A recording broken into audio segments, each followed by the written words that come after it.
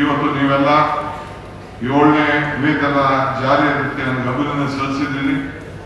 ಅಭಿನಂದನೆ ನನಗಲ್ಲ, ಈ ರಾಜ್ಯದ ಜನತೆ ನನಗೆ, ಸಿದ್ದರಾಮಯ್ಯನವರಿಗೆ ಮತ್ತು ನಮ್ಮ ರಾಮಲಿಂಗಾರೆಡ್ಡಿ ಅವರು ನಾವೆಲ್ಲ ಸರ್ಕಾರದಲ್ಲಿ 136 ಸೀಟ್ ಗೆದ್ದಿದ್ದಾರೆ.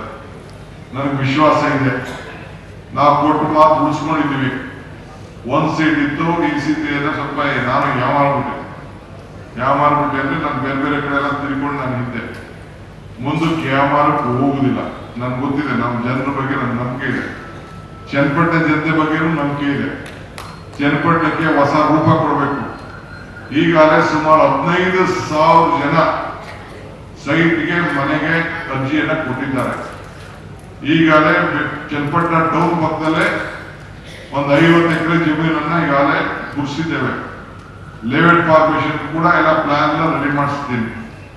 ಯಾರೇ ಬಡವರು ಇರ್ಬೋದು, ಹಳ್ಳಿಲೆಲ್ಲ ಜಮೀನನ್ನ ಖರೀದಿ ಮಾಡ್ಲಿಕ್ಕೆ ಈಗಾಗಲೇ ಆದೇಶವನ್ನು ಕೊಟ್ಟಿದ್ದೇನೆ, ಲಿಸ್ಟ್ ಮಾಡಿಸಿದ್ದೇನೆ.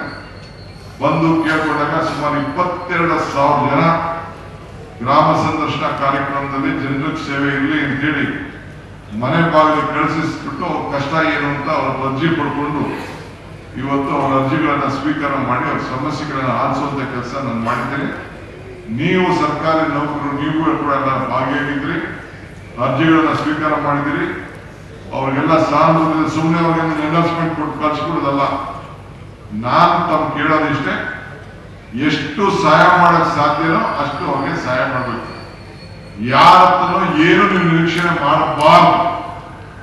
ಆಗ ನಿರೀಕ್ಷಣೆ ಮಾಡಿದಾಗ ಮಾತ್ರ ನೀವು ಪ್ರಪಂಚದಲ್ಲಿ ಯಾರಿಗೂ ಎದುರಬೇಕಾದ ಅವಶ್ಯಕತೆ ಇಲ್ಲ. ನೀವು ಎದುರಬೇಕಾದ್ದು ನಿಮ್ಮ ಆತ್ಮಸಾಕ್ಷಿಗೆ. ನನಗೂ ಎದುರಬೇಕಾಗಿಲ್ಲ, ನೀವು ಡಿಸಿಗೂ ಎದುರ್ಕೋಬೇಕಾಗಿಲ್ಲ, ಯಾರಿಗೂ ಎದುರಬೇಕಾಗಿಲ್ಲ.